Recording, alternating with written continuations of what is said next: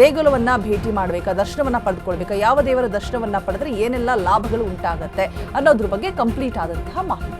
ವೃಷಭ ಶನಿ ಪ್ರಭಾವದ ಕಾರಣ ಆರ್ಥಿಕ ನಿರ್ಧಾರ ಕೈಗೊಳ್ಳುವಂತಹ ಸಂದರ್ಭದಲ್ಲಿ ಕರ್ಕಾಟಕ ಭಾವೋದ್ವೇಗಗಳಿಗೆ ಅವಕಾಶ ಇರುತ್ತೆ. ತುಲಾ ಕುಟುಂಬ ಕಲಹ ಏರ್ಪಡುವಂತಹ ಸಾಧ್ಯತೆ ಇರುತ್ತೆ. ಎಚ್ಚರವಾಗಿರಿ. ಧನಸ್ಸು ಗೊಂದಲ ಮಾಡ್ಕೋಬೇಡಿ, ಸ್ಪಷ್ಟತೆ ಇರಲಿ, ಇಲ್ಲಾಂದರೆ ನಷ್ಟ ಆಗೋದು ಫಿಕ್ಸು. ಸಿಂಹ ರಾಶಿಯವರಿಗೆ ಮುಖ್ಯವಾದ ಕೆಲಸಗಳಿಗೆ ನಾಯಕತ್ವ, ಆವೇಶ ಬೇಡ, ತಾಳ್ಮೆ ಇರಬೇಕು. ಕನ್ಯಾ ರಾಶಿಯವರು ಶಿಕ್ಷಣ ಉದ್ಯೋಗದಲ್ಲಿ ಒಳ್ಳೆಯ ಅವಕಾಶ, ಅಳೆದು ತೂಗಿ ಹೆಜ್ಜೆಯನ್ನು ಇಡಬೇಕು. ಕುಂಭ ರಾಶಿಯವರಿಗೆ ಸೃಜನಾತ್ಮಕ ಕೆಲಸ, ಆದರೆ ವಾಸ್ತವದಲ್ಲಿ ಇರಬೇಕು.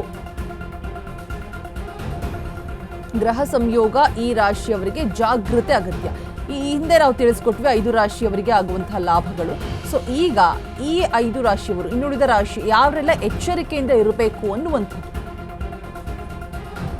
ತುಲಾ ರಾಶಿಯವರು ಕುಟುಂಬ ಕಲಹ ಏರ್ಪಡುವಂತಹ ಸಾಧ್ಯತೆಗಳಿರುತ್ತೆ. ಸೊ ಏನೇ ಮಾತನಾಡೋದಕ್ಕೂ ಮುನ್ನ ಹುಷಾರಾಗಿ ಮಾತನಾಡಬೇಕು.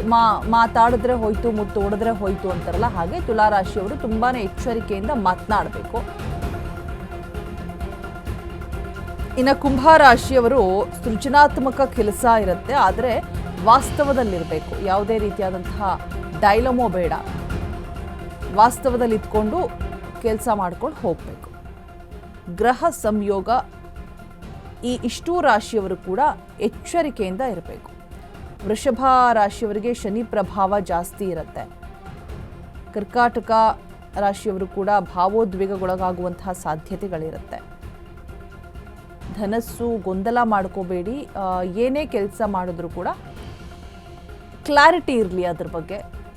ಸಿಂಹ ರಾಶಿಯವರು ಲೀಡರ್ಶಿಪ್ ಕ್ವಾಲಿಟೀಸನ್ನು ಇದೆ ಅಂತ ಹೇಳಿಬಿಟ್ಟು ಅದನ್ನು ತೋರಿಸೋದಲ್ಲ, ಅಂದರೆ ಯೋಚನೆ ಮಾಡಿಬಿಟ್ಟು ಹೆಜ್ಜೆ ಇಡಬೇಕು ಸಿಂಹ ರಾಶಿಯವರು, ಏನೇ ಒಂದು ಡಿಸಿಷನ್ಸ್ ತೆಗೆದುಕೊಳ್ಳೋದಕ್ಕಿಂತ ಮುಂಚೆ.